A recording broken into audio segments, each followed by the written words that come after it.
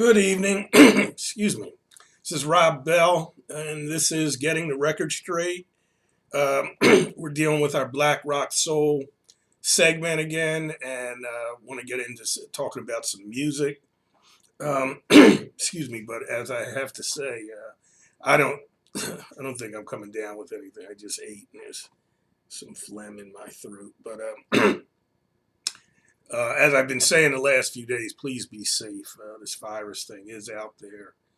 Don't get around a whole lot of people. I know you still have to move and do some things, and some of us even have to work, but do your best to stay safe. Again, this is Black Rock Soul. Good evening. This is Sunday, the 22nd of March, and again, we're dealing with the Black Rock Soul music edition to Getting the Record Straight. As I I've told you before, rather, you can get our Black Rock Soul YouTube video playlists and listen to that as an alternative to the radio. Frankly, it's 2 hours of music that I upgrade every twice a week, and you can get to that at www.blackrocksoul.com. That's blackrocksoul.com, and of course, to see our Getting the Record Straight video, you can also go to blackrocksoul.com and click on Get Record Straight, and there's a button there that you can click on it, and you can come and listen to what we're doing here. And what I am doing here is really talking about music because I'm passionate about it, and this show really is for people who love music and love the history of music and black music in particular in this country, and would like to discuss it some and share some information. So when I was talking last time, I was discussing the issue of rock and roll and why I like to associate that with black music because rock and roll grew out of the black music community here in the United States. And I talked about it, and it's what's interesting about it to me, and what really motivated me to, first of all, write a book about it, and secondly, to obviously do this podcast or video, is that it's like only in America could rock and roll have been created. And as I said, it grew out of, was spawned by the black music community at that time in the late 30s and 40s, early 40s, and out of the jazz tradition, out of this boogie woogie style of jazz, which I talked about. And it could only have happened here in America because this is the only place where enslaved Africans were brought. And well, not the only place, but this is where we were brought, and through the struggles of the of that time, were able to develop this art form, and like I said, only in America could that have happened, I think. But the crazy thing is, only in America could black people in the history of rock and roll just really been wiped away. And so, although you do hear some references to black folks as it pertains to early rock and roll and the creation of rock and roll, you don't hear much of it. You hear a little bit about Little Richard and Chuck Berry, but beyond that, you don't really hear of the great history and the many musicians and geniuses who brought this music to the fore.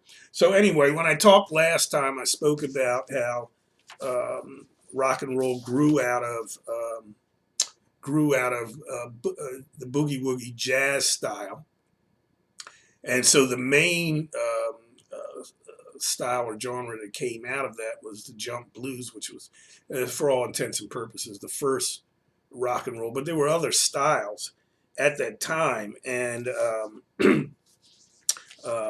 so there were several different artists who were really just had a tremendous amount of fame and fortune, for that matter. And Louis Jordan was the main one. primary one. And as I said before, he is the father of rock and roll. Louis Jordan and pretty much Quincy Jones would attest to that. So you had Louis Jordan, mid 40s, late 40s, early 50s. Alan Freed, the disc jockey in Cleveland, who starts with these rock concerts, and they're all rhythm and blues black artists who are performing at the concert. And as I told you, also Jerry Wexler is the executive Billboard magazine who changes the terminology or the categorization of race music, which is what the popular black music had been called for all through the 40s. It was called race music, and that's what the actual legal, if you will, category was. And but he changed it to rhythm and blues, from race music to rhythm and blues. But the street terminology, the terms that were used for rhythm and blues in their own records and on the street, was, of course, rock and roll. So you had not only the jump blues styles, but you had the singing groups, the harmony groups. You had kind of a slower version to the jump blues. And of course, Fats Domino was one of the progenitors of that, a guy named Paul Williams. And you had dances that went along with that. The dance called the Hucklebuck was real big in the late 40s, early 50s. And then, of course, you had the up-tempo style of the Delta blues, which Muddy Waters and others they were the ones who were performing that. So by the late 40s, early 50s, rock and roll was all the rage, certainly throughout much of the country, but throughout the world for that matter. And but the thing is, the primary people who were playing this music are black folks. Others were doing it also, but lots of black folks, and therefore how the mainstream media viewed it, was up for, was oftentimes obscured. And you have to remember that you had terrible segregation and Jim Crow and all of that going on at that time. So that in 55, 56, that's when you get the rockabilly style of music and part of rock and roll, and Bill Haley and of course Elvis Presley. But the press and the mainstream media and the educational media oftentimes simply talk about Elvis and the white artists who were into this rockabilly thing, and the black artists in particular, and the black sound, whoever was playing it, that has been pushed to the back. And what kind of bothers me a great deal is that many black academicians and teachers and professors basically take this history of that it was, the first rock and roll was Elvis and Bill Haley and the others, and that rockabilly and rock and roll were they were the preeminent. Rockabilly was the preeminent style, and that rock and roll really didn't get started until 55 and 56. And the problem I have with that is that, you overlook and whitewash things so that, so many, as I say, great black artists, and not only black artists, but others who were into this up-tempo, big beat, as it was often called, that was going on and really changing everything everywhere, that all gets swept under the rug and maybe occasionally gets mentioned. And really, it's at the center of what's going on. And so artists like, as I said, Fats Domino, Paul Williams, I just want to read a couple of these people because, they've been ignored. I'm sure you've heard of the Platters, but the Flamingos, Laverne Baker, Faye Adams, Harvey Fuqua, who started the Moonglows, huge group in the 50s. And Harvey's really a great artist who ended up really helping Marvin Gaye's career a great deal. Clyde McPhatter, tremendous artist, tremendous singer from back in the day. And again, overshadowed, not spoken of, brilliant brilliant performer. And of course, you had, as far as I'm concerned, three of the greatest. Before I go there, and then some of the women who were performing at that time, Faye Adams, Laverne Baker, are two who, all these people.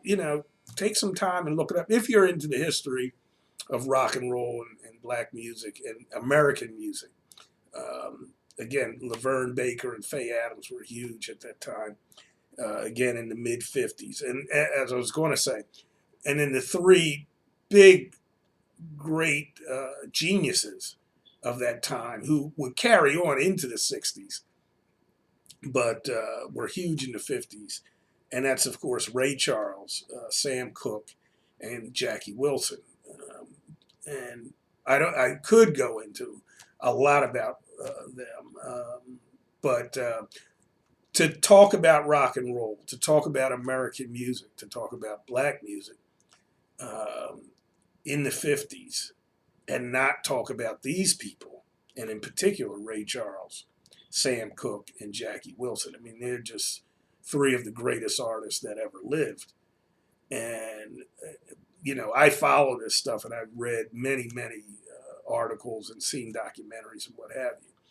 And too often, '50s music and rock and roll is talked about, and those three people are given very little time, and you can't really honestly talk about American music and rock and roll and not talk uh, a great deal, and specifically about these three people. Their impact was just tremendous. And for example, I remember Steve Winwood. I was watching an interview, and Steve Winwood said that in England as a teen, everybody wanted to sing like Ray Charles. And I've said, and I wrote in my book, a rock and roll singer is a soul singer. And if they're not a soul singer, then they're not much of a rock and roll singer. And that sensibility and that kind of passion that's brought to the music vocally, was a big part of the music. And the people who did it the best were folks like Ray Charles, Sam Cooke, and Jackie Wilson. So on that note, I'm going to stop. Please stay safe out there. And also going forward, I'm going to leave the '50s, and we're going to start doing some more up-to-date stuff, particularly the '70s and the significance of that. So take care. Have a good evening.